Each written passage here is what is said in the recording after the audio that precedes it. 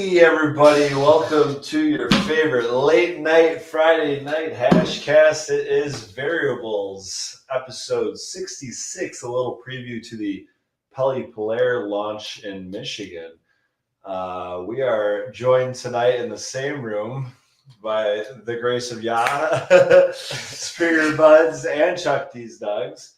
Got a nice empty chair there for maybe a future guest here or two. You guys let us know, please, right now how the audio is, because we're just kind of spreading some mics out here, and we have no one to tell us how it's working or not working. So give us some thumbs up. Let us know if you can hear us. Otherwise, cheers, everybody. Yeah, how we doing? Good. Good. What's going on? We had some dab. What did we just smoke? We had some raspberry parfait to start, and then what was that second dab we just smoked? Peach pudding. Peach pudding. Okay, nice. They were both very delicious. Audio is working. Audio is working. Cool. Awesome. Thanks, David. So, what do you know about this launch? You guys have been on Instagram more this week than I have. What do we know about the Pelle Polare launch? What are we expecting tomorrow? I believe it's starting with a class, right? Yep. Or a demonstration, maybe? I think it's a little bit of a demo Okay. for the first half of the day, and then Head down to the dispo and first chance to grab some Pelle off a shelf. Nice. And then we're gonna have a nice little sesh all together. And do you have any idea? These are questions we'll probably have to ask him if we get a hold of him, but or tomorrow. But do you know how many strains he's coming out with or anything like that? he did post a list. Really? I don't know if I've seen a list, but I want to say there's about 5 different strains. I couldn't tell you flavors. I did see he posted a banana conda today or something along those lines. Okay, well, what's standing out to you? Is that the one that stood out to you? The one that stood out to me was that Death Coast. I smoked that freaking hash That's badge. tough. Man, that Death Coast. That was really good. What's that cross up then? It was Death Star, and I looked it up too. I don't remember. Yeah, Death Star made sense. Coast something, Lost Coast. No, I don't remember. Yeah, I like Death Star though. Yeah. That's one of the favorites in our area too. It's very popular. I ran it recently for another caregiver, and it was East Coast Sour Diesel. Oh, Ooh. okay. That's why maybe that's a great combo. Yeah. It was super chirpy, super loud. I mean, it definitely hit the nose when you open the jar, and it was one of those ones I want to smoke that. It had a couple of flavors with them. They all smelled great, but that one really stood out. Yeah, I'm looking forward to seeing what he's done. He's been on the equipment side, playing and learning, and it's gonna be fun. And the tech side, right? There's a lot of tech that's going into that equipment too. It's not just basic rosin or washing equipment. So I can't really pull up much on my end, but let's see. We got universal freeze, trigger control, what's up? You got some chat. I didn't see the wifey's here. Oh, there you go. There she is up there. So we do have the chat up here, so we'll be able to kind of take your questions. We'll look at your comments, all that fun stuff. Obviously, a little bit different setup than normal, but as long as you guys can hear us and we can yell at you through the screen, I think this will work out. All right, so cold water hash. All right, is this the? What am I looking at here? That is his freeze dryer controller.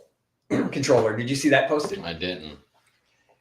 So you wire it up to your freeze dryer. It's a lot like the Hashi. Have you seen the Hashi? I've kind of seen the Hashi. Yeah, so it's the same basic thing. It's wired into all your sensors. It's wired into the control board. Okay. So it can read all the sensors. It can control the shelf temp, independent monitoring as well as control. I think his is more a controller, whereas Hashi I thought was more of a monitor. I don't know if do you know if Hashi? I haven't looked much into it because I don't have a freeze dryer, unfortunately. Oh, so I thought that they had. It's been a while, but his basically replaces the control board. It's his own parameters and controls. And is it customizable, or is it set to his kind of standards or whatever? I believe it's modifiable as well. You can change the settings just like normal, but you have more control over the variables. Ding, ding, ding, ding, ding. Which we always love. Yeah, here's. Is it on? I wonder if it's on the Polare Exotics, that list of Yeah, the extracts or something. that's a good point. Well, Not on his main account. Yeah. So from what I understand, does it start at 10 tomorrow? Yes. Okay. So at 10, there will be essentially a demonstration of, I think and hope, maybe both the washing side of things and the pressing side. He's ran a lot of classes and stuff, so he's put out a lot of the on the education side of things, but also along with that is the demonstration. I don't know if this is really like a deep dive into the education side or more or less just a demonstration tomorrow. But then after that, I think, is it 3:00 is the actual launch? I think 3, and then 3 to 6 was the sesh. Okay. So and that's over at Green Hippo. And what town is that? Lawton, Michigan. Lawton, Michigan. Which I had never heard of until I was told we were coming. Yeah. So it's, what is it? Southwest of Kalamazoo, right? I want to say yes. South of Paw Paw, so southwest Paw. of Okay. I think we're about a half hour from there. Yeah, probably not too far north of the border of Indiana, Ohio. I don't know. It's a good location. Yeah, it's got to be pretty close to Fort Wayne, like you know what I mean, like less than an hour I didn't drive. think about that, how close to the border it is. Yeah, maybe not Monroe, but we were talking earlier how like there's so many just crazy border towns with like you'll have every little rural town has a Dollar General, but that Dollar General is surrounded by all sides by like dispensaries and grows and stuff. It will pre-legalization, we used to go south to go buy cigarettes, cross the border to buy smokes for cheaper taxes. Okay. And you cross the border and it was literally the same type of thing where it was cigarette shop. Over and over and over. And you go there, you buy 10 cartons and you stock up because 10 cartons is cheaper than 2 in Michigan. Jeez, that's crazy. It was wild. I remember Indiana was the place to go for 190 proof. Everclear. Everclear. Yep. I remember Everclear. Wait, fireworks. Yeah, we've all crossed the border for fireworks. Not anymore. I know. Now we can do them. They're just kind of everywhere. There's like actual brick and mortar shops, which a lot of those didn't seem to survive. I think a lot of those guys got pretty excited about the, just everyone's like fireworks. Emerging market. We got fireworks style, blow some shit up. That I was like, oh, yeah, everybody can do it. So. Right. It seems like fireworks are something I buy out of a tent once a year in July, not something that like, why am I buying fireworks in December? It's not a brick and mortar business. Well, it doesn't seem like it should be, I guess, but I don't know. We need a firework food truck. That's what we need. Just go around and sell. What about an ice cream truck? Like fireworks truck? I want to do an ice cream truck, but I want to sell tacos. That's just a taco truck. Are there ice cream tacos? Because that's just a chocolate taco. Oh, choco taco. Now that's probably the best crossover. Yeah. Didn't they quit making those? Did they bring them back? They canceled them. I remember hearing they canceled them, and I was mad. I remember hearing that because there's a guy that streams video games on like Twitch and stuff, and his name is Choco Taco. First of all, how are you getting away with this? Like it's like Skittles and stuff in the cannabis industry, but I think you're okay until you make a lot of money. Well, sounds like we have a door knock.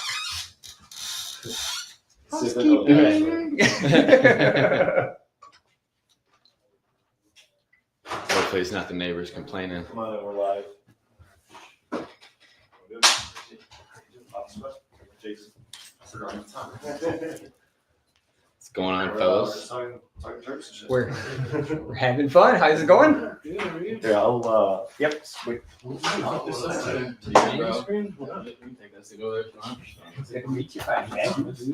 Yeah.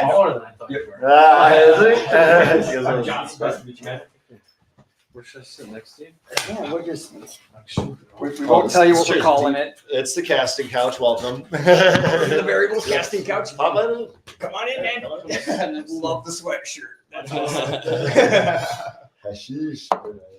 Nice.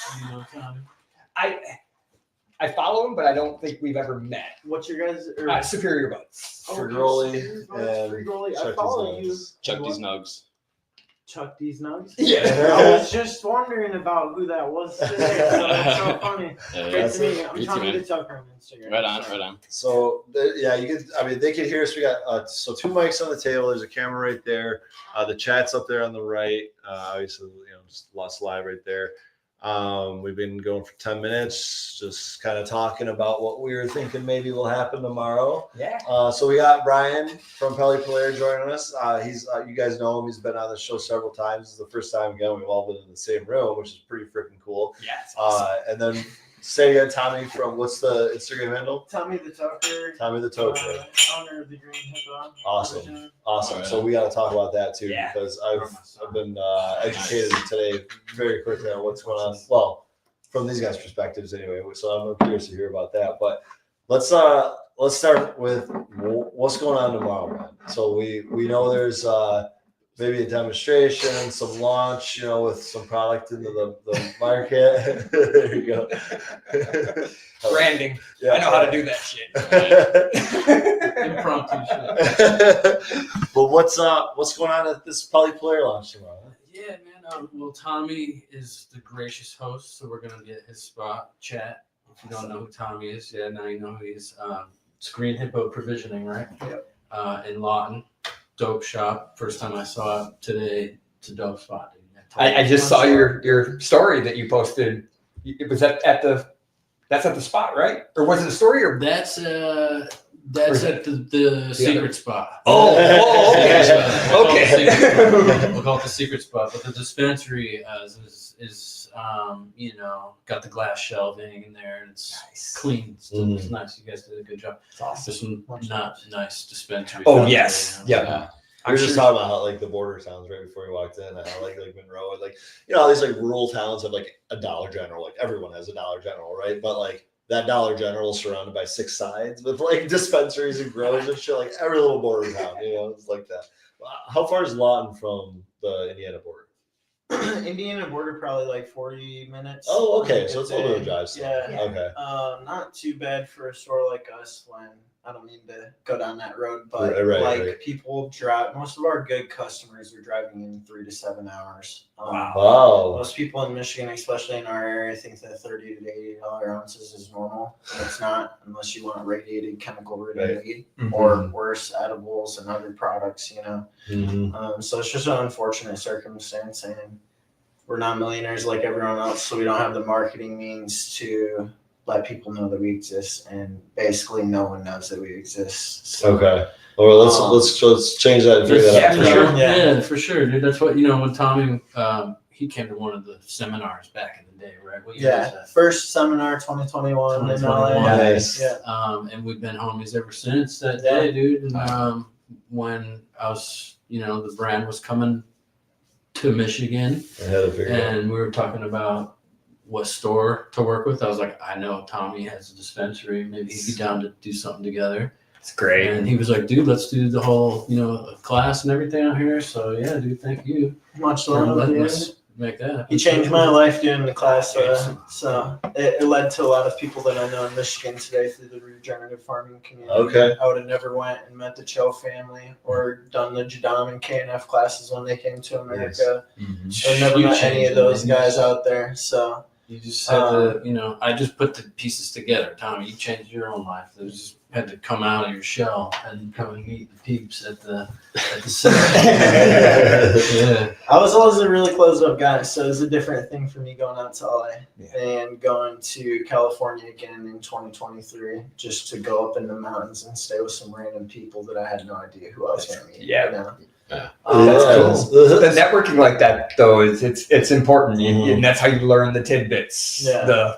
The community is like in the tidbits too. That's where the community is huge, and it's so crazy how cannabis and regenerative farming communicates in that regard. Because I just showed up to this random farm, and he asked me my life story, and I could just tell he was a hard-edged guy, and been through a lot. And I told him it, and he's like, I'm so happy you told me that. I'm so happy I had you out here. Thanks for coming to meet me.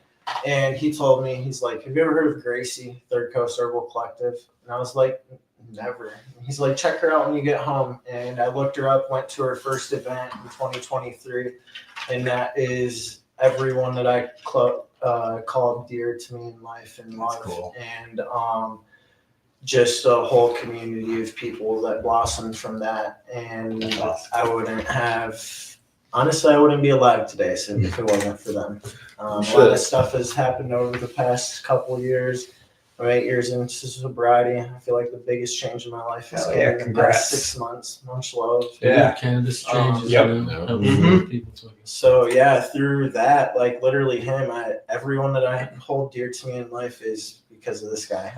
And we're gonna get along great, man. Connections. I'm all permaculture. I'm all permaculture food forest up at the house, and yeah, we're all. I mean, our outdoor is just. We don't bring anything in outside. Heck yeah. We try to do everything ourselves as much as we can. Not seeds, obviously, but other than that, and I mean, we're just trying everything. We'll throw shit at the wall just to see what fucking. We're in the UP. Who knows what's gonna fucking grow in our sand? We started on a sand dune. Yeah. I built 12 inches of soil in some of my areas in my land now. It's crazy. Yeah. It's just, I mean, clover and wildflower meadows and just fruit trees, and we're going nuts this year again. And then we're hopefully going to finish the 20 by 15 greenhouse. Let's go. So it'll be awesome. You guys going to be at Camp Compost this year? I'm familiar with it. I've never been in the past, but I guess it depends on when it is. I think it's August 18th. Not to throw it out there, but it's a life-changing event. I went to that in 2023 as well when I got back from California. And the same guy told me about that, and it was like just crazy. The amount of conversations that you come into, the knowledge, just all around. I started sponsoring last year, doing it again this year as well. Cool. It's just a really cool event to be at for the conversations. Mm-hmm. Okay, so I want to back this up because I want to ask you some of the questions that I asked some of our other guests that we have on the show. Tell me about the first time you ever smoked weed. First time I ever smoked weed, I was probably like 14, and it's like transition in between like 7th and 8th grade, I think, and basically they called me one-hit wonder for a while because I took a hit and I didn't even get high, but I had such paranoia that my parents were gonna find out I smoked weed. I like put my clothes in the dryer, sprayed this old granny perfume on me and everything. And I got home and my dad picked me up from the spot that I was smoking and I got in the car and he's like, how's it going? And I was like, oh, pretty good. And I look right at the window the whole way home. It was tough. After that, I didn't smoke for a while just because the stuff that we got sold was so bunk that it wasn't good anyways. Right. But I was like, man, I'm never doing that again. That was the worst experience of my life. Yeah. And I finally had some good weed and I was like, oh, okay. Yeah. Now I understand. And that was about 6 months later. But with my journey, that's kind of crazy because I was already an opiate addict for 2 years. Okay. So when I found cannabis at 14, I realized you could grow it in the woods for free. Yeah. And then have money to buy real drugs. Just a super messed up situation. Slippery slope. When people talk about weed being like a gateway, it pisses me off so much because it's like, what about kids being put on ADHD meds and antidepressants? Right. Second grade. I mean, they shoved me full of Tylenol 3s after the Marine Corps. I mean, 24 a day of T3. And just codeine, constant. I was a fucking zombie for years. And then finally I'm like, this is dumb. And I just cut it. I stopped. I had to. And then I'd already been smoking, but then I just increased my smoking. I realized, okay, that just takes care of the swelling and then it doesn't hurt. I don't need stupid pills. Yeah, that's I've had that conversation a couple times recently. It's like, I guess I just don't know enough about it nowadays, but like I wonder where that like pill situation is, you know what I mean? Because they've done a lot to like pull back like how much, they're prescribing at a time and all that. They do it because of the Netflix documentaries. So when those Netflix documentaries came out, I had homies like, I've been sober for 8 years, so even then they were starting the process before it was even televised. But in Michigan specifically, they started a process which is called a pain clinic. So you have to go to a pain clinic, piss in a cup, prove that you don't have cannabis in your system, and they'll write you scripts. So just like anything in the world, you go and keep telling them, if they don't see you as like a freaking junkie when you come in, they're going to write you whatever you want. You know what I mean? So at the end of the day, come down to a crooked doctor. They can still write scripts of 120 oxys, just like back in the day. It's no different. All you got to do is say that you got the pain. Well, who are they to say that you don't? As long as you're pissing in that cup and you're not pissing for cannabis, they'll write you the script. Are they just looking for cannabis, or that's the big thing. If you ever pop for cannabis, you'll never basically be let back into the program, from my understanding. What if you have like a med card? Do they not? You can't go that route. Really? That's not an option. Interesting. Wow. Huh. That's wild. I didn't realize that. Yeah, because I think the Veterans Affairs, they do the same thing. If any of the vets have cannabis in their system, we weren't allowed. I mean, it's a little better now because they're treating PTSD now with it. So veterans have the VA is coming around a bit, but it's still federal. Yeah, I was gonna say it's federal, right? They'll do federally funded testing, but they won't let it actually happen. Yeah. But then, my mom was a nurse, and they were only allowed to prescribe so many pills at a time, Vikes, T3s, whatever it was. Right. They could only prescribe so much. I'd go to the VA, I'd walk out with a fucking cannon of these things. The VA will just literally hand them out. And she's like, no doctor can give you that many. I'm like, I got 8 months of pills here. What the fuck is this? Jesus. And it was stupid. It was just too much. Yeah, definitely. They're just too easy. Definitely an epidemic. Yeah. Okay. So you guys off. I was a little bit luckier. My homie was put on Xanax at 9 years old, and at 14 tried heroin for the first time. So it just different strokes for different folks, But I always told myself I'd never put a needle in there. I'm sure if I kept going with the oxys and stuff, there's gonna be no choice. It's a dark road to go down. You know what I mean? Because it might start with pills and with spoons and To kind of wrap that up, till you guys ask how serious it is. 4 years ago, I had hand surgery. It's documented that I'm a recovered addict. They administered fentanyl in my sleep to regulate my heart. Just a small amount, they say. I withdrew for 5 days. It sent me right back to where I was. I didn't even know that I had it. I was asleep. Right. I was sick as heck, started looking into my medical charts, and I found it. Really? Yeah, so my whole thing is they can say whatever they want, but they know what's going on. They're just doing it like how I said through those channels as well.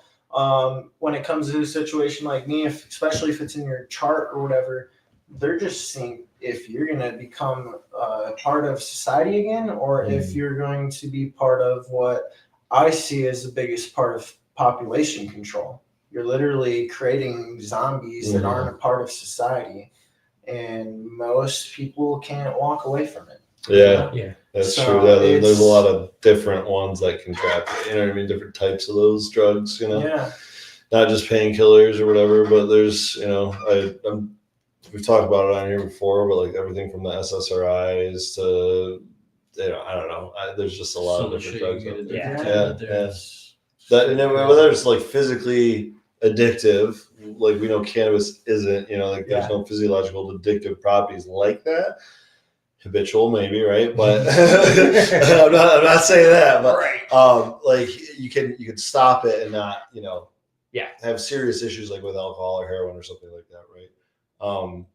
It's scary because there's a lot of things that might be physically addictive that you don't have control over. I like that you put alcohol and heroin in the same grouping. Yeah. Because I've been talking a lot about it on my page recently. I have a lot of friends that are recovered addicts, people going through it in both realms, right? But people don't see alcohol that way because it's so normalized and it's put everywhere. That's the problem. It should be demonized. It should be illegal. It should only be used in medicinal situations. But it's not. It's everywhere. I think cannabis should be regulated somewhere in between caffeine and tomatoes. And we were talking today, we were laughing today about how fucking packed all these coffee shops are.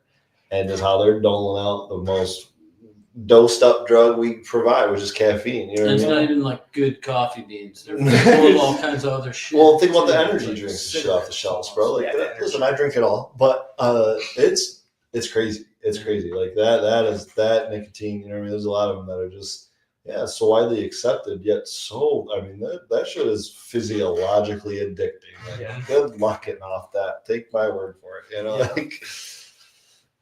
Coffee every morning, man. I gotta have my half a pot. Yeah. I don't function. My brain don't even come out of its fog until I got a half a pot in me. That got serious, man. That got serious. Yeah. It's usually a lighthearted show. We're getting back to that. You guys are getting deep. This is a deep one. It's the casting couch version. And it's like a whole new realm. All the feelings are mixed in. It's the casting couch. Who's here before us? Don't worry about that. Find out later.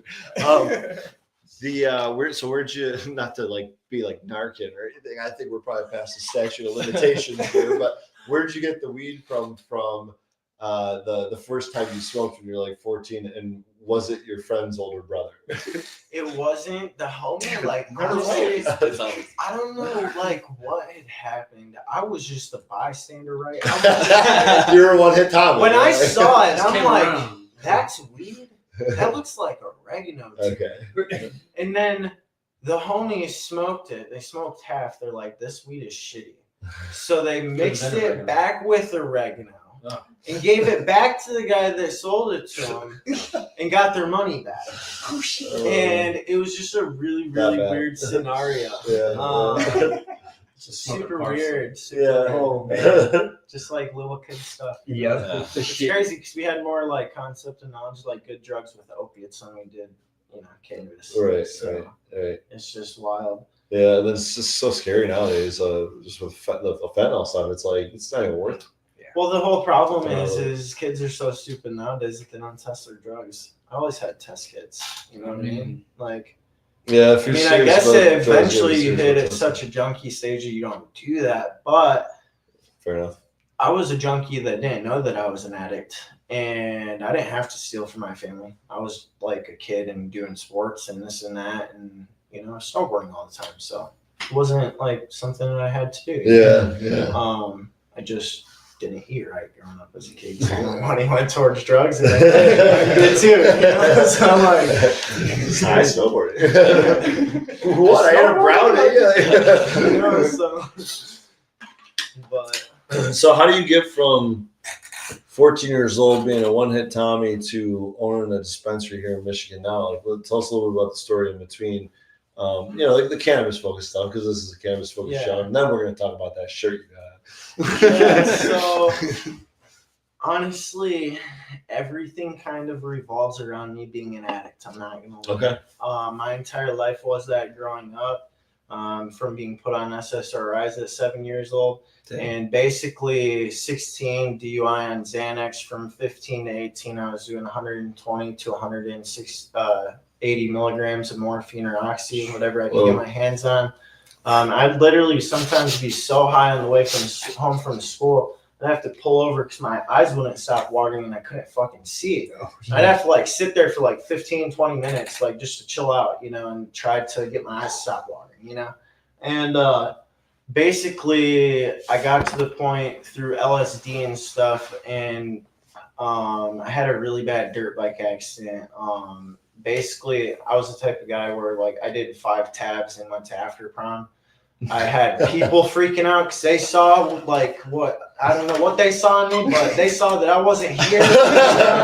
And by the time we got to the place up in Grand Rapids from Lawton, my buddy tapped on my shoulder and it was like, whoa, I feel fine now. Like, but I don't know what I just went through. It was like Harry Potter vibes and all this other crazy stuff. But a few times after that was like deep into it. basically, I had an experience that just kind of freaked me out. I like had basically dished out 50 tabs to the homies. It was a graduation party. I was rubbing strips in my hands. I was peaked for like 22 hours. I tripped for like 48 to 50 something hours. And when I came out of it, I was just like, all right, I think that I learned whatever I need to learn in life from that, you know? Year and a half later, drugs and everything still, coke comes into my life. Year and a half later, I get in a dirt bike accident where basically when I woke up, I was I couldn't have feeling from my waist down. And I was just like, at first I went to go get up to pick up my dirt bike, and I like sat up and I was like, whoa. And I sat back down, and like then the pain started kicking in. I started grabbing my hands because I felt like tendons ripped. I got in my pocket, got out my phone, called my parents to come pick me up. When I hung up and I like breathed out, I looked across the field. It turned into the motion of the ocean, and I tripped for basically what was 7 or 8 days. I was sober for a year and a half. I didn't do L before that dirt bike accident, you know. But basically, and mind you, like this is easy for me to talk about now, but I've went through stuff that made it easy to talk about, conversations with people. Basically, the 7th morning, I went into a doctor's appointment with my mom, and because I didn't want to be alone. Her purse melted into a puddle on the table, dripped off, and the drips splashed and stuff. I told her that I was tripping, that I fucked up in life, that I should have never done it, you know. And to this day, like if I'm on mushrooms or anything and talking about L, I will still get sick and throw up, you know. It's easier to talk about now sober because of other conversations. But basically that night I went on a walk to commit suicide. I walked from basically where my dispensary is to the north side of Papaw in between Gobles. It was about 16 miles and left, you know, right before dusk. I was just going to step in front of the semi. I couldn't take it anymore. And semi never came. I got to I-94, waited for 5 minutes for a semi. Semi still never came.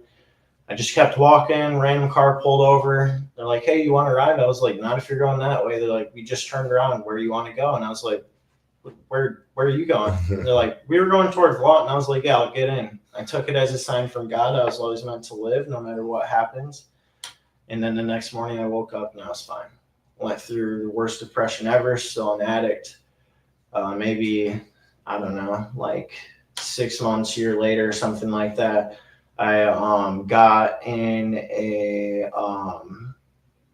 weird situation with the coke and almost died. My heart was like palpitating so hard my friends could see my hand going like this on their like if you were standing there and you had your hand on his chest, we would be able to see it. And they're like, you got to get out of the house, dude. You can't die here. Like, we have drugs here, blah blah blah. So I leave. I go home. Mind you, this is a year and a half into coke. We were doing an 8-ball a night. Homie was pushing stuff that we were cutting down ourselves because it was 99% pure. I'm talking like bricks that we were seeing, you know. And I wasn't selling it. I was just a user. Homie was very gracious at the time, I suppose, whatever you want to call it. But I had that happen. The next morning I woke up. It was the first time I ever went without drugs. I was fucking scared. Didn't know what the fuck I was doing in life, you know. Never had something like that happen. And basically just throughout the day, like started walking into withdrawal. And it was the first time I ever felt something like that because I'd never been without. And that feeling, I started contemplating stuff. It was 8-ish years ago, and I'll be 28 in July. I basically realized that I was an addict more than half my life. And if I didn't walk away then, I never would. When I walked away from it, I went down the worst path ever with health issues. Ended up in Cleveland Clinic and stuff. Really? And 3 doctors did a bunch of testing on me. They basically, after 3 days, told me that my testing was all inclusive, nothing pointed to any factors. They saw me pass out, saw all my health symptoms, all this stuff, and couldn't prove anything. They asked me if I'd ever considered being allergic to cannabis. And I told them, no, this is the best health I've ever been in. Do you know of anything in the world that someone can take more of and feel better, if they're allergic to it? And I just told them that I didn't take their medication in 6 months, and that was the best that I had been. And they told me that if I was being honest, that I shouldn't go back to centralized hospitals, that their parameters can't get to the bottom of my root cause. I have to hire third-party testing that's probably hundreds of thousands of dollars, not covered by insurance. And they just told me to stop wasting my time with them, basically. Oh, and okay. They were really nice about it. Like, I sound different. They were so nice about it. They were very upfront, And it's the only reason why I walked away from that and started building a caregiver facility, and then flipped that from that into a grow.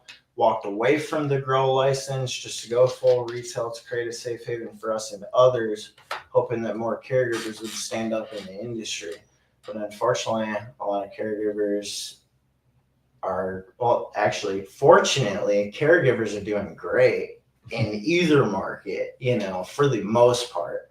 And I think that that's a cool thing. But I also want to see caregivers have a bigger footprint in the legal market. So by having a safe seed to sale that is directly correlated by the caregivers and what they want to see. What do you think that would look like in Michigan? What do you mean? Easy way for caregivers to step into the market, because they thought they were doing that with the micro business, right? That didn't pan out. Yeah, no. The micros are horrible because you can't bridge to the legal market, and the best way is to just put your money forth. People are telling us between a grow facility that we'll have this event at tomorrow and a dispensary that is operational, we are going to have $2.5 to $5 million into it, said and done. We have $250,000 into it. We did everything ourselves. We started in 2016 and 2017, 2019 in December, walked away, started doing the dispensary. It's doable, a lot of people just gatekeep. And not only that, but like once people get into the market, they're like, oh, I just need to be a new buffer. But it's like, don't you understand supply and demand? 300 people will show up to one store because it's the only store in the state. You have to hire employees just to keep up with the flow rate, And it's like, but instead you want to spread it so thin and far, you could sell out the first day and you get your money.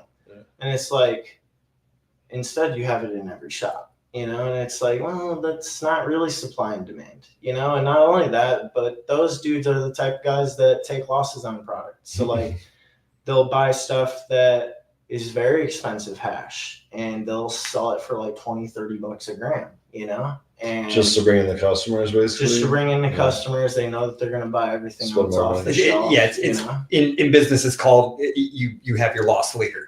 Yeah. You always have something that you lose money on that is there to entice the customer because it's something you have unique. And then your average purchase is never just that item. So we just talked about that because that Leaf Link, I think it was, report came out, and it was like about how it's not about bringing in, like, I forget exactly how they put it, but I think it was about like just increasing the average like cost or like sale per customer, like per visit kind of thing, versus like just bringing in more customers, because there's acquisition costs from your customers. Yeah, so you have your acquisition cost, but then you also have your lifetime value of your customer. So you don't ever, people talk about average cart value, which is your single sale. That's what it was. Yep. That's what it was. But they also talk about lifetime value of that customer. So getting a loyal customer, acquisition cost, you're willing to pay more because that person's going to be loyal to you for 2 years, however long. But not everyone's a loyal customer. Most customers in Michigan, especially in cannabis, are price shoppers. Yeah. Most of the people. Well, okay, I want to ask you this. What percentage of, what's that? Equipment market are shoppers as well. Yeah. I think a lot of people, especially right now in the market, everyone's wanting to save a buck. Money conscious. Yeah, a little more money. money. It's just that environment. Right That's now. true. It's funny because a little bit too. I read an article the other day about COVID, when COVID hit. Yeah. All stimulus checks and work from home, and that people were saving money because of it. And all of a sudden, everyone started spending more. And that's where I think, were we talking about it? The automotive costs? Maybe not. Automotive costs peaked and went ridiculous. If you look at the price increases, it's not linear. COVID hits and it fucking hockey sticks. And now we're starting to see a slow decline in automotive sales or automotive costs to the consumer. So you're actually seeing trucks come down 10, 15 grand. Like, fuck, no one wants a $120,000 truck. The Wagoneers have fucking fallen off. A lot of them have. And I think that's part of it is, people aren't spending as much right now. So like you see it in a lot more. Well, yeah. Dude, I bought my previous truck in 2019, I think, right before COVID hit. I put on like 75,000 miles, sold it for the same amount I bought it for. Because there was nothing available. When COVID was on, I was looking for a minivan because my kids came and I was like, I need a fucking minivan now. Right. You know? Right. So now I got to shop for a minivan. So I go to the Honda. I'm like, I'm going to get a dope one at least. I get one. Yep. I get there and they're like, yeah, the lot's back there. There's, there it is. Check it out. And I'm like, what do you mean? The lot or the one fucking van that we have in stock in the state? And I'm like, this is a big fucking state, California. Right. Nope, that's it. Dude, I remember driving by lots like Ford, Chevy. There's just nothing on them. They'd have like 5 cars out front to make it look, because you can't see past them, but the whole rest of the lot was empty. Nothing's coming in. Well, housing was the same way though. I mean, I bought my house at the right time because I bought it pre-COVID, and I bought acreage, ridiculous house. My neighbor's property, which is less property than mine, has no house, just a garage. Just sold during COVID more than I paid for my house. And I wanted that lot, but I'm not paying $290,000 for a garage. Crazy market. Everyone wanted COVID screwed up everything. We started building the dispensary 2 months before proceeding towards a market crash, and that market crash was prolonged by 2 years due to COVID. Yeah. I had a homie in the caregiver market in Kalamazoo that was doing 3 to 10,000 on a weekday, maybe 3 to 6, and then 10 to 20,000 on a weekend per day. And he was paying his drivers 30,000 a month. Like, it's like the amount of stupidity that craze created.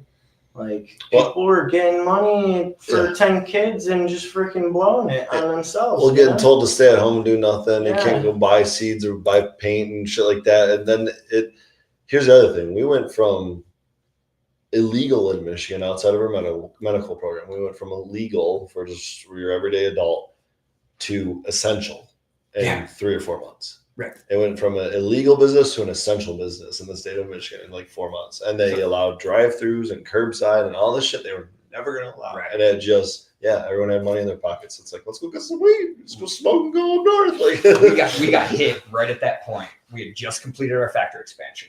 We just spent $10 million of the bank's money, and we got our certificate of occupancy. And then they said no manufacturing in the state of Michigan.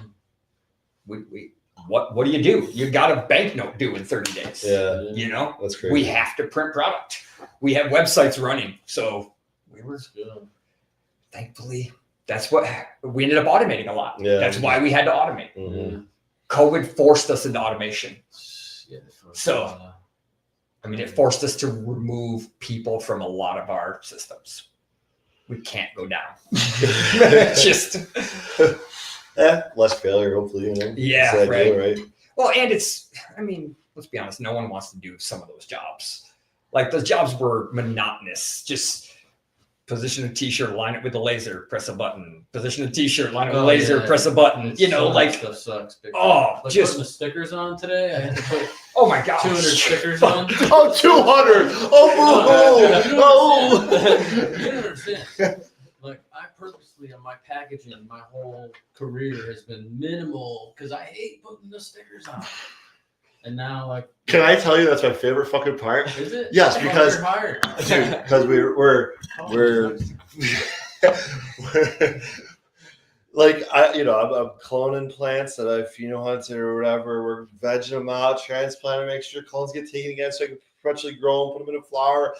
harvest them, freeze. No, we're not freeze drying, but put it, get a back seal in the freezer so it's fresh frozen. Process it, get it all whipped up or whatever. Get it broken down into those jars. Get the lid on, and the last thing I gotta fucking do is put that sticker on. 6-7 months worth of work. The last thing I gotta do. That's the door closing. Yeah, it's like that is the final product. You know what I mean? And all I had to do was put that sticker on. Just the one on the top. Yeah, that's just easy. I'm down with that, but no, I got one on top, one on the front side. I was just gonna say, bitch, to line up and the perforation and like. I was just say, did you go overboard with the design? Because a lot of people do that though, where like they'll do the wrap and then like the top has to also align. Yeah. And then I asked him about it, bro. And he says, "Look at this one," and I'm like, I did one or two, and then I'm like, "Bro, it's gonna take forever." So hey, you guys, I tried, man. When there's more people involved, I'm gonna be like, "Hey guys, line the fucking thing up," and I'll spend a couple bucks to like pay someone to do it right versus. It's 9:30 at night, man. I'm hungry as fuck. I get here, I haven't slept in like 2 days. I'm going on Steam right now. I was like, fucking, let's get these stickers. This is me 3 weeks ago, right before Hash Bash got. It's just like, okay, I have so many stickers to put on. It's too late for this shit. I need to sleep. You gotta get the damn machine, man, where you just feed the jars and. Anyone wants to sponsor a machine with the stickers? There you go.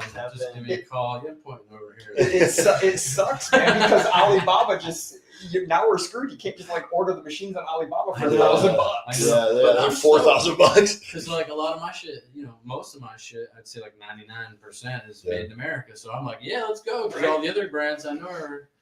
I'm a USA manufacturer. Companies, I love seeing USA win. The fan works pretty good in the bathroom, but probably not with that thing. The more it does work pretty well. The more I can see people support like the local brands. I've always been about like support local, support small business. Mm-hmm. I try to shop at the local plumbers, supply place versus Home Depot and shit like that. Mm-hmm. That's what's so cool about living in a small area like I do. I mean, still 100% still around. Like the hardware store was owned by the same family for 100 years. Yeah, they just sold it, and now everyone in the town was like, the new people moved in, like a new family to take over, and everyone in town was like, "Don't fuck this up." Like you will burn it down. You have a fucking legacy. Yeah, this is all our town has left. Yes. It's like Home Depot's knocking on our door. We don't. I have to drive 4 hours to Home Depot, right? Or Lowe's. There's none. That's what it was about. And now, like most towns, like I drive across the country a lot on different like you don't see a lot of those small shops. So being around here and getting involved and like doing the cool stuff in like local Michigan, this is a bitchin' ass fucking area, dude. I'm surprised like more people, the value of the real estate's going up because more people are realizing that that's where the value in life is it's not at Home Depot and like the cookie cutter life and everyone's fucking rat racing to the same piece of cheese. It's relaxing and like actually enjoying your life and having a balance. The work-life balance thing was off for a lot. And COVID, I think that opened a lot of people's eyes. Like, wait, we can work from home? You know what I mean? Like, you know what I mean? I spend more time with my family and still get my shit done and probably get it done, honestly, like faster, with less distractions or whatever. And, I think people started valuing that. That's why the brakes a bit. That's what COVID did. And sent a lot of people out of the city, man. The real estate value in the rural areas. Everywhere. Everything's sold up by me. They were doing virtual walkthroughs and people were buying the property without ever seeing it. A family showed up. This guy was an IT guy who was going to work from home. They showed up. They were like, "Can you tell us where our house is? Like, we don't even know where the road is. We'll pay triple if you could just like the road. Like, hey, they couldn't find their road because it's you got to go a couple of turns and you're through the woods at that point. Like in LA, it was maybe probably worse. Like there's so many more people, and we were trying to find something with my kids, and that's one of the reasons why we moved back to the East Coast. It's more challenging in LA, even for like the schools. Bro, and stuff. I don't know how I couldn't do that. We were talking about that before. Funds, like the state just gave fucking everything to the bums. They just gave them liberty to do what they want, basically. Like, here you go. Going to LA was definitely life changing. Bro. How long did you spend out there? Just to check it out. How long did you spend out there? remember. I think like just like a week or Yeah. like 5 days or something like that. But like You did a lot in a short time. We Welcome to LA, bitch. I didn't realize what was going on, right? We were walking down the street, and I don't think you were with us, but it was two of my homies. We just went like right down the block from the gallery to get a coffee. All these people are like walking, or it's like the morning-ish, you know. People are walking around this group of people sitting there rolling dice or something, right? And this dude, I'm not even kidding. I can't even do it because I'm not a crackhead. But we're walking by, and my buddy's like, yo, look. And I'm like, yeah, dude, it's two crackheads playing dice. And he's like, no, look, dude, they're fucking hitting a pipe. And I'm like, what? And he's like, look, dude, you're missing it, bro. Right in the This middle. dude would literally, as he would roll his dice, somehow he would like crinkle up and his head would go up underneath his jacket, like by his crotch. I'm not even kidding. I don't know if he had a rib taken out or what, but he would get down there and he would hit the crack pipe. And you could like see the little flame and everything. And I was like, oh my heck, all these people don't even realize it. I almost missed it, you know? Jeez. And it's like, I mean, it's a wild place. And then piss just like draining down the street. Dragon apps and Just like mattresses sticking out of a tent door with like they got TVs in there, generators running, like bitches, Just and, random like, shit. chandelier, video games. It's like this is a fucking really actually Wild like, West all over again. It's wild. Yeah, I don't have to pay rent and just Yeah. play video games and Wouldn't that be just nice? smoke out all day. Another one I went in 2021, it was after the Cecil Netflix thing had been released, and me and the homies walked down there to look at it. And there's like a new part that they're renovating on the left for like loft apartments or whatever. But you could literally see on the Cecil side, like messed up draped like blankets and stuff hanging from windows and the balconies and stuff because there's still people living in there. And, like, Jeez. I was trying to get my homie to go in, and he's like, "Bro, I don't have a gun on you." We Get poked by someone with a needle right around the We used to corner. go urban exploring in Detroit all the time. Like growing up, that was just what we did. We would just the old Packard plant. Oh my gosh. Yeah, they're the just, same in Bridgeport. Yeah, you Connecticut. just- Spray paint and shit. yeah, you just wander around and then all of a sudden you got some scary guy screaming at you. Yeah. Shortly after we started Look, working, this is old factory. shortly after we started working downtown, that's when they found the guy frozen in the elevator shaft in the Packard plant. He had fallen into the water down the elevator shaft, fallen in, and then froze. And someone was like walking on the ice, and they tripped over his shoes. That's all that was sticking out. Was the tire. That's so crazy. Detroit was so. I remember growing up going to It's so much better now. I just wish it's an that damn amazing Packard. place, dude. When I went to LA, we went to Chicago, and I was like, "What is this place?" Yeah. Detroit's 100 times better than Chicago. Well, you know? Chicago, it surprised me. Like you're probably too young, but Cabrini Green, when I was a kid, was dangerous in Chicago. I've heard of Cabrini. Cabrini, like the cops didn't go to Cabrini Green. They would position snipers. Like the gangs controlled that entire area. I went there.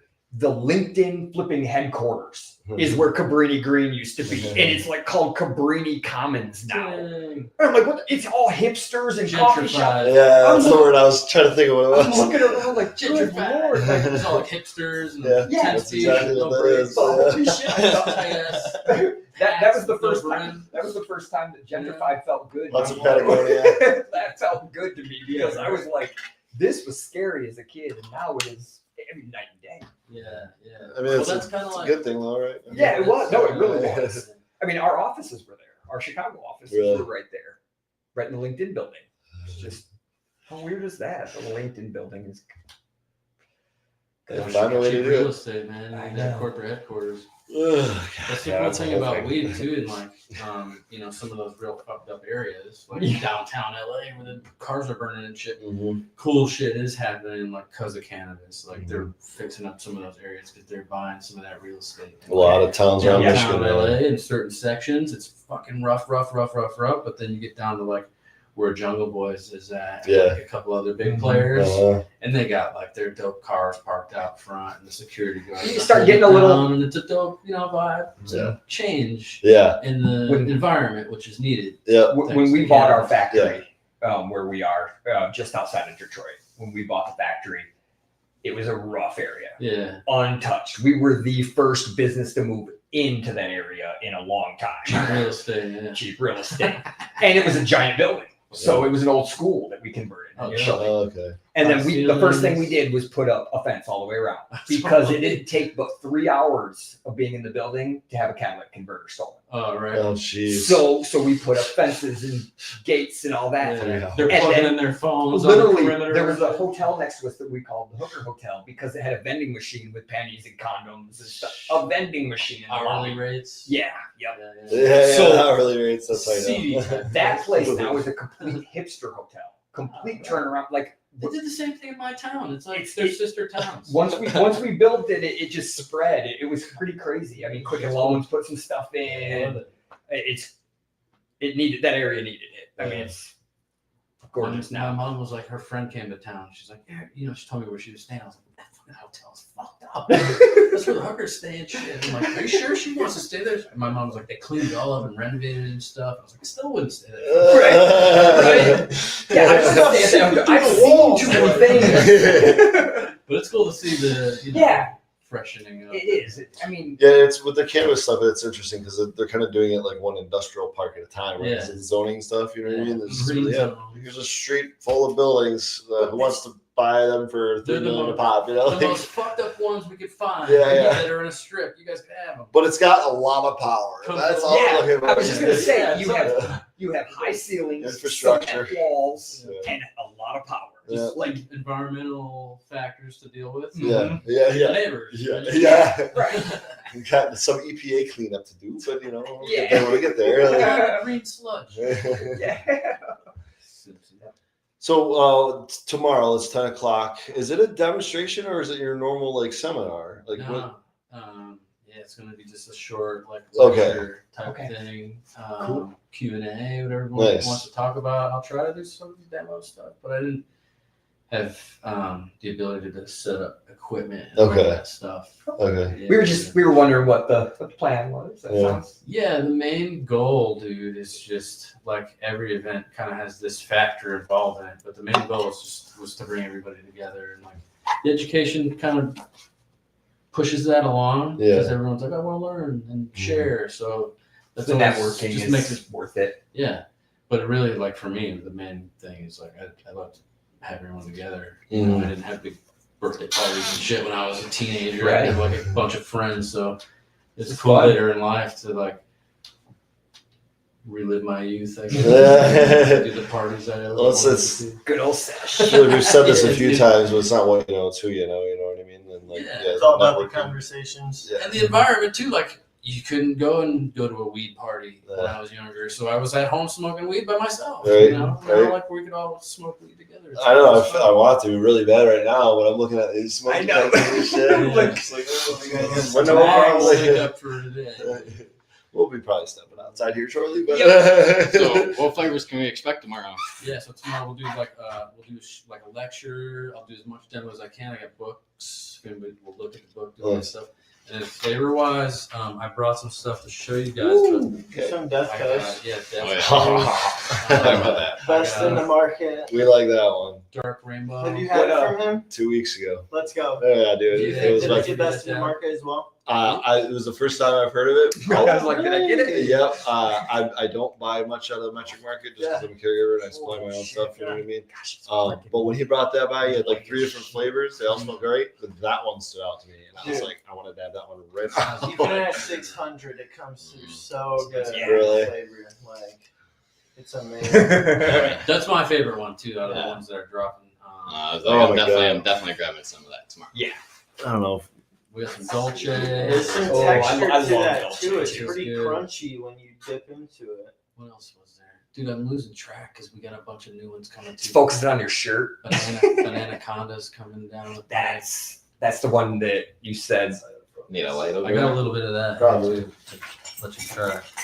Strawberry Fizz is coming down. Oh, there we go. It's coming in There you focus go. a little bit. What's the other ones? So that's the Death Coast. I like strawberry cough too. Z Cake, Yeah. Oh, it smells so Z good. cake, black Black maple. Maple. That was the fifth. I had a black maple cross. What was that one? I just had Black Maple by Peninsula Gardens the other day. Not too shabby. So good, dude. I got nothing else I to can say smell about it. this About in it. a room. Yeah. I'm not even having it. You know? There's some different phenols floating around in the Yeah. Black Maple. What was the one that we had? No, This is 22. 22. Yeah. See, he knows it better than me. I'm so bad at names. I am too, man. So bad. I think number 3 is the normal one that's going around, right? Like that's the one that most people have. No, I got no I don't idea. know. No. I feel like that's one that I've seen quite a bit. Yeah, but it's I'm all kind of digging that Dolce de Juve that's out there. Yeah, I got. We're dropping I'm them. stoked Yeah. to try It's it all for the living first time. soil. Fucking no pesticides. No till living soil. There's worms in there. Oh, yeah. Nice. The Right growers up my alley. locked in. Got the fucking soil reports coming back and all Okay. that stuff. The team handles that shit, dude. They got it locked in. So that was one of the dope things about partnering up with these guys. Was like everything that I would do, they do. So, you You can't already covered. do, Yeah. you can't do everything, and I don't want to do. And I spent years growing. I don't really love. Yep. Certain that point, you gotta part of delegate. it. I've said it before. A business owner surrounds himself with people that can do the shit that he can't. You can't grow unless you Teamwork do makes less. a You have difference. to. You can, Most no one can people do it all will never alone. understand what that actually means. Though. I mean, in my business, even especially, we're a partnership. There's 2 of us. Yeah, He takes care of all business. I take care of all tech. yeah, I don't want to do the fucking business for side. sure. Hate that side. That's kind of like what And- my partner does, man. He's business. Yeah, venture, all and that we've shit. been hiring like you got to hire superstars. Yeah. You got to find your superstar team. Unless you find a good partner that. Yeah, that star. But you got to have like your accounting team and this, and, like your growers, your managers. Metric. Yes. Fucking, yeah. a good it- marketing guy. compliance. Yeah. Marketing is another one. Yeah. I mean, we talked about this before on the show that I don't care what business it is, you've got to be a marketer first. Yeah. Doesn't matter what you are. Well, you got to do your market research, due diligence Yeah. reporting, basically, is what they call that. I worked at HEB, it's the largest grocery chain in Texas. Okay. They used to say they are a marketing company, then they are a tech company, then they're a grocery store. All right. Quicken Loans, they are a marketing company and then a mortgage company. Right. Every It's like McDonald's is real estate and Yeah. then restaurant. yeah, like it's normally a weird mix. You don't really realize that you're going to spend so much more on marketing than you would on your core business. Once your core business is running and you get the pieces in place to do what, They're just trying to grow. then you're trying to expand your reach. Yeah. Well, it's same with Will from Michigan here, the Sam Bernstein family, and they are just a marketing company because they do all the marketing. You call up 1-800 Sam when you slip and fall, right? And then or you get in a car accident or whatever, and yeah. Well, how many of us could sing the Empire phone number? Well, but here's the thing: they just send out a lawyer from your area to go work with you. There's no affiliation necessarily with. Oh, just farming out. Yeah, you just send it out, but it comes on that Sam Bernstein letterhead. So when that fucking defense lawyer gets it, they're like, "Oh fuck," and that's worth the money right there, So, but yeah, they're not actually showing up, man. They're the marketing team. They built the brand, Yeah, and the brand is scary to other people. right. It's like running itself practically, Yeah. based on the marketing. Oh shit. And then in this game, it's a lot of it is in the fucking packaging, you know what I mean, and just the presentation of the product, and so it's a lot of it gets spent on Yeah, that. I think we kind of jumped the shark though I'm on trying to change that a little bit. Yeah. Man. Like I really tried to slim down the packaging as little as I could. Like the stickers, I was bitching about the stickers, but like the idea was always like with the one sticker on top, fuck all the side shit. It's like what's inside the jar speaks, volumes. So when I was doing the design for the boxes and shit, I was like minimalistic because it's what's about inside. Yeah, I'm not trying to do flashy shit. I agree, bro. That's how it should be. And like it's like unfortunately, you almost need a box because of all the labeling requirements, all this stuff. You can't even fit everything on one sticker anymore. So well, look at what Loom did with their hash rosin. It is a pure white box, gold stamped. Okay. And it's gold label. That's all it is. Loom logo, gold label. Super simple. And then a sticker on the bottom with it. Like there's nothing There's no cartoons. There's not a fucking toy in the box. It's not like people in California, they're going crazy. New York too. Yeah, I know. Freaking New York is Some of the stuff you got freaking Mylar packages. And you got fucking a calculator watch in the damn thing. A bag of chips. Yeah. I got the munchies, all right? Down back, I'm giving away big shit. Sausages, Lamborghinis. Well, slide me up and we're going over there. I'll call her and have her come by. I thought you were good about. If it's with her, then forget it. So you said the word first, but he's wearing the shirt. And Tommy, I want to ask you the question: what does hash mean to you? Can you define that word for us? Hash for me would mean anything that's old school, traditionally made.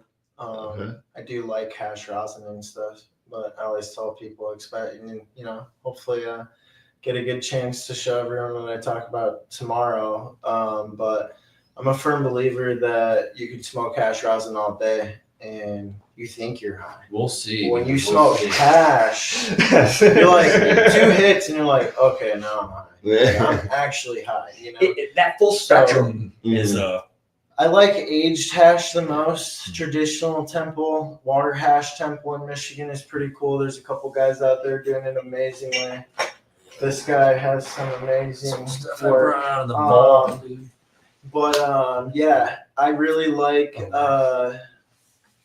Rascal Farmer. Yeah. If you guys are, I got one of his Temple balls on my shelf. He crushes it. The meltier the hash that I've had from him, the better. The only thing that I've ever had that was better was some traditional dry sift. I can't remember the strain, but it was shout out Cult Unorganics.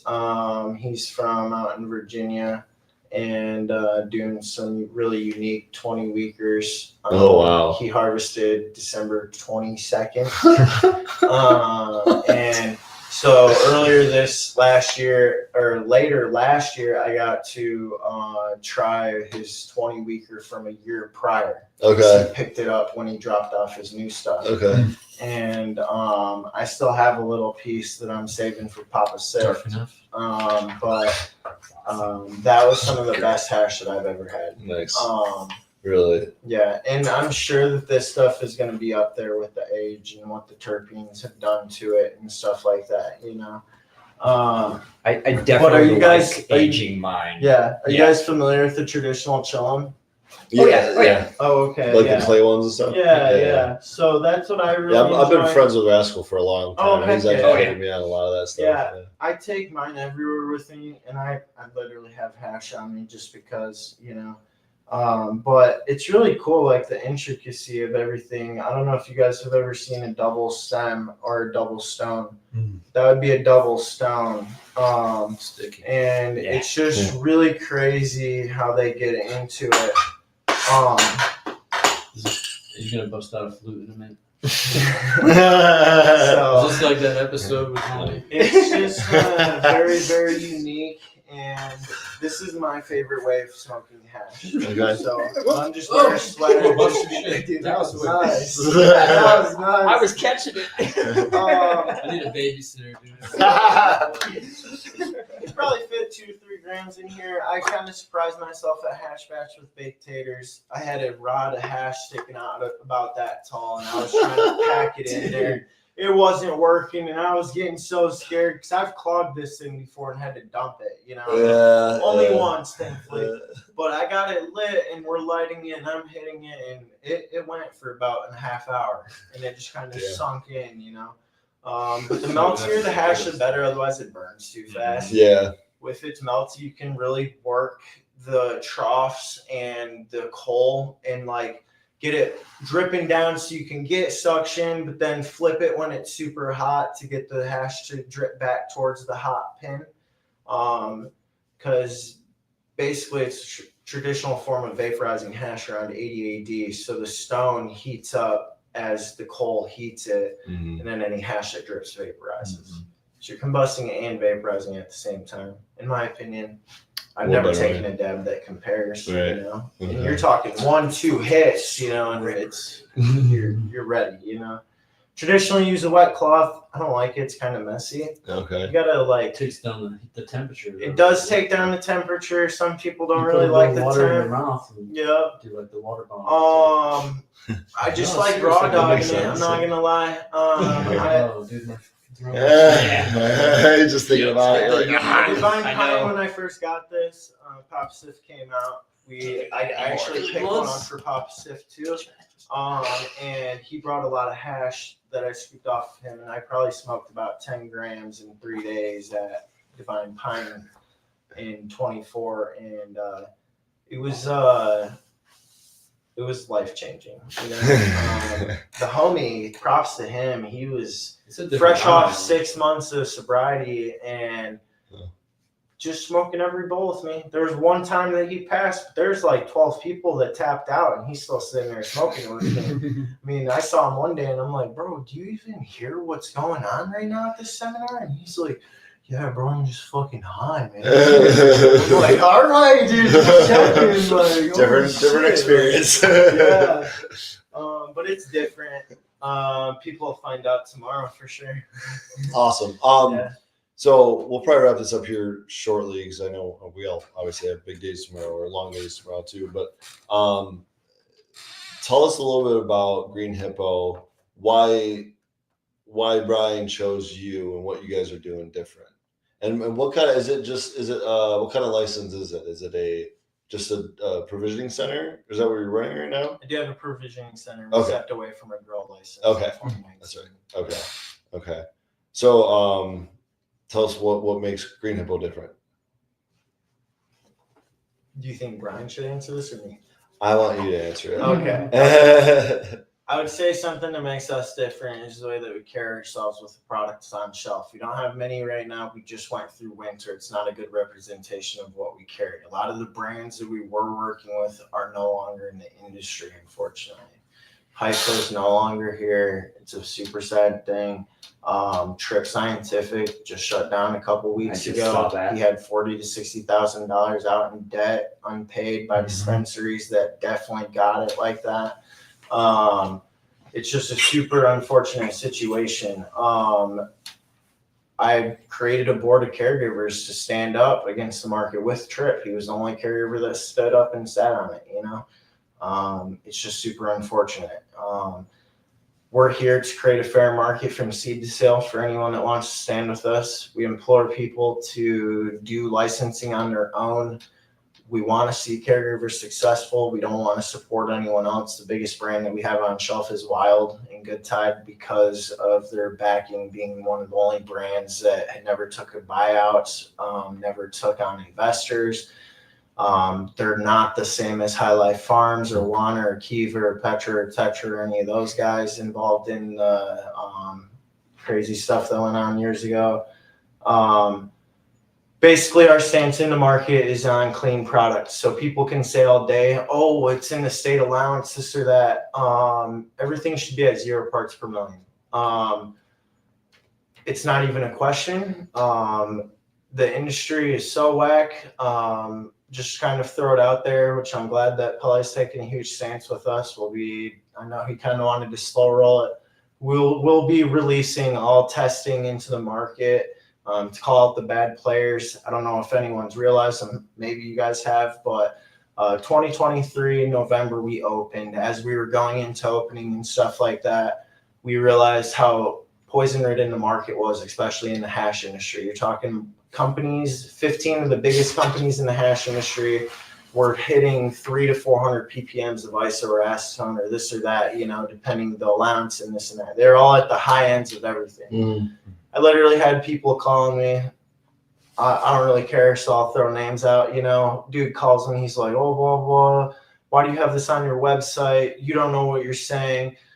There's terpenes and stuff that you're getting confused. And I'm like, ISO is not terpene. And he basically said some stuff about, you know, propane limits being 5,000 ppms at a state level or FDA level for food on table cooked food. And I'm like, yeah, the same people that push poison down everyone's throats, you're like not preaching to the right guy, dude. And mind you, this was the owner of Fifth Age, supposedly the owner of Moxie, one of the first hydrocarbon brands in the States.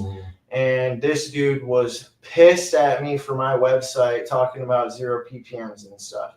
I said, sorry, dude, I don't have to make money off your product. I was in a facility in 2016 producing 0 ppm BHO. So you're literally talking to the wrong fucking guy.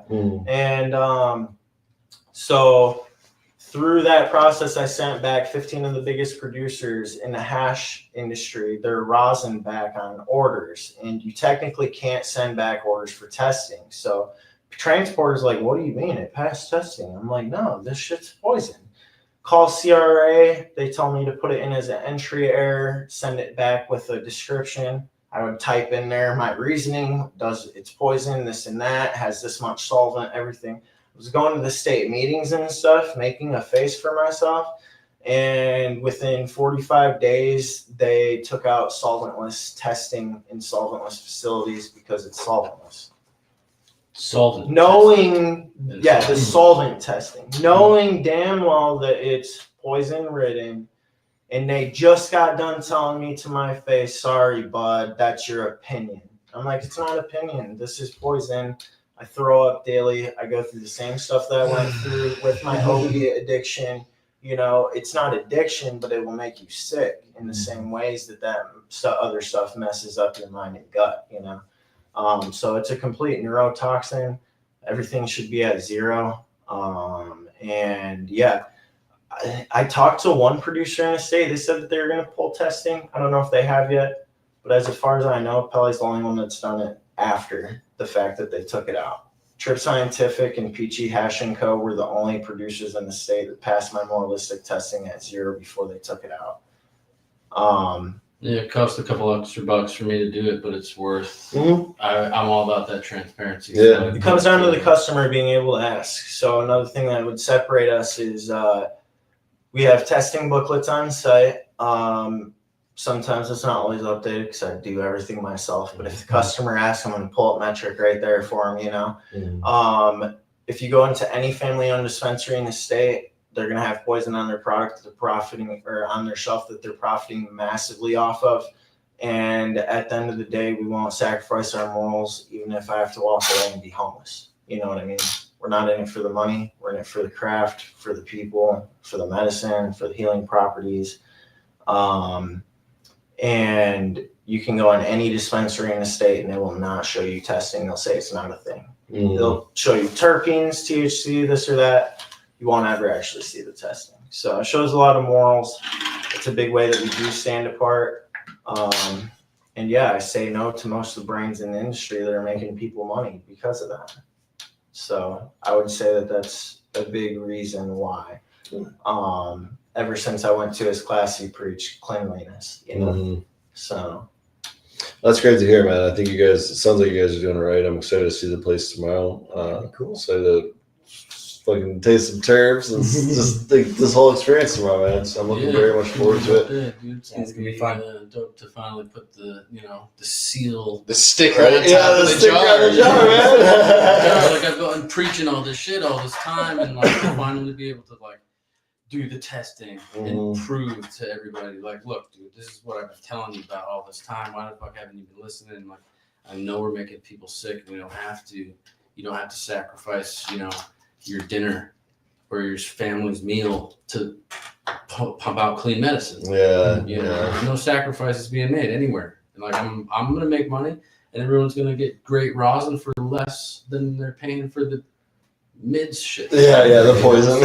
They're getting somewhere else. So win all around. Why isn't everybody doing the same thing? Like Tommy supports that, dude. So all about supporting. I haven't had many good $60 to $80 grams in the state where they're anything worth dabbing, and most people, I don't know if most people don't have the tolerance that I do or whatever, the sensitivities, but 5 to 7 days into me dabbing stuff that even has 60 parts per million of ISO, I'm going to get sick and start throwing up and vomiting and passing out, just like what was leading me to Cleveland Clinic, And it's wild. I tested 32 ppms of ISO on one of my extracts years ago. This is after I quit using ISO. What the fuck How is there? I'm not cleaning my stainless steel with ISO. I'm not like there. It's not. Like, is this a byproduct? What the fuck? Because acetone can be a byproduct, right? And just a natural organic byproduct of like a digestive process. But same thing in humans, same thing in plants. That being said, this isopropyl alcohol is not a fucking byproduct. I'm like, how is it getting in there? It's because I cleaned my dab tools with isopropyl before I was packaging it. That was enough to get that result of 32 ppm. 32, Yeah. Fucking goddamn it, dude! You can't it's so hard. It's so hard to get. No, I had 7. 7 tests. Like I'm gonna be transparent about it. Yeah. Everything was what was it? Everything has 0. Death coast at 7. And 7 ppm, which is on ISO, and like it was nothing. probably. And I rinsed my tools off. Dude, I've talked to But Trent. that shows Heat me, them up, like, you as diligent as I am, and as good as I thought I was doing. Yeah. Now I could finally see it on the No, paper. Exactly. I've talked to Trip a little bit on his cart process too, or one of his hash processes, and his cart hit ppm for it. And he's like, I don't use ISO in my facility, bro. I called the testing facility, had them retested, and it popped. These fucking testing facilities don't even know how Maybe to but they're cleaning their tools Bro, before they dip into like, your rosin. I with know. ISO. I know. So I don't trust most of the labs nowadays as it stands. Yeah. I spent over $10,000 testing my own products over the years, and done hundreds of tests of cannabinoids and terpenes and residual solvents and fucking molds and everything. And it's like I've done it enough times in the same strains over and over again. I'm pretty familiar with what I got. You know what I mean? And that doesn't change too much. My process doesn't change too much. I kind of figured it out, I feel like. But yeah, having that data when you are trying to figure something out, and like knowing that, here's all the steps I took, and I still got 7 ppms. Now I know what to do. You know what I mean? Like it's the things you don't think about. Yeah. You never thought about that cross contamination. Yeah. And plus, it's like I'm cleaning my dab tool. You know what I mean? Right. It's like this is a good thing anyway. Like 7 ppm is like parts per million. Yeah. 7 parts per Million. It's a really small amount. Right. So like there's 8 other decimal points there. Right. Yeah, it's nothing. It's the percentage points is absolutely nothing. And yeah, like you can look at food industry guidelines, FDA guidelines, you get OSHA guidelines, all this stuff, right? But we're inhaling. It's totally different. There's not guidelines for this. So it's like if going all the way back to 2015, 16, like there were no standards, maybe before that, there were no standards for ppm in Michigan. And so we were at the time working with a lot of dispensaries in Ann Arbor, and it's like they set their own standard of 200 ppms. And we're like, all right, or I think it was 800 ppms at the time. We're like, all right, let's set ours at 200. You know what I mean? So we're just trying to get, and then we end up getting, these single or double digit numbers, and it's like, all right, now we know we can do that, And then after that all happened, they end up, I think, Metric, the rec market increased the overall ppms. We're like, all right, dude, I'm just like, what are we doing here? Pump whatever they want. Yeah. I mean, technically, even on the hash rosin test, like if you see a cart tested, because they still pull that. Even it probably tests for butane. It's like 800 limit. And How's it tested for butane? 800 ppm. Even for the solvent test, they'll pull it. That's an allowance, Mm-hmm. So even though you're in a solvent facility, if they were pulling those tests, they're basically telling you can have up to 800 ppm of. I know, but why would it be there in the first place? No, I know. I'm just saying, it shows how messed up the industry is, I thought that 800 got raised. Yeah, like for solvent list, it should be 0. They're saying it shouldn't be there, but they still allow up to 800. Yeah. Right. So that says there are probably people fucking dumping in some of that butane DHO or solvent list. So it's like, know what you're buying. And I don't know if they raised. I don't think that they raised that because I've been looking at the test, but I noticed that the propane was like fucking $3,000. Yeah, I was gonna say, I thought at It's some like- point they raised something to like 5,000 total or something like Yeah. that. It was a lot. It was just like, what? Why? It's because everyone's failing. They don't know what the fuck they're doing. They need to figure it out. They don't need to be poisoning the customers. Like they need to figure out their process. I don't know if the state actually knows what they're doing. Or if No. they're just going with people putting in their pockets. But it almost to me is kind of back to the alcohol industry and everything else. When you smoke product like that, even 70 ppms, you are literally creating a brain film that detaches you from reality. It is such a neurotoxin. It's not even comparable, So I don't know if that has something to do with them actually raising it, but another form. I just don't think they have any detaching clue what they're doing. us. Yeah.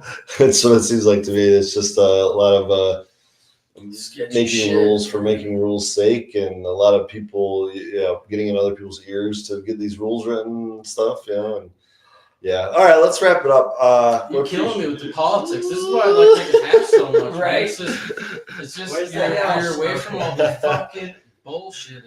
That's why I just like making my own hash in there in the cold, in your own little igloo with the water. Cheers, everybody. All right, we'll see you guys next time. Appreciate you. I hope to see you all tomorrow for some rosin. Cheers.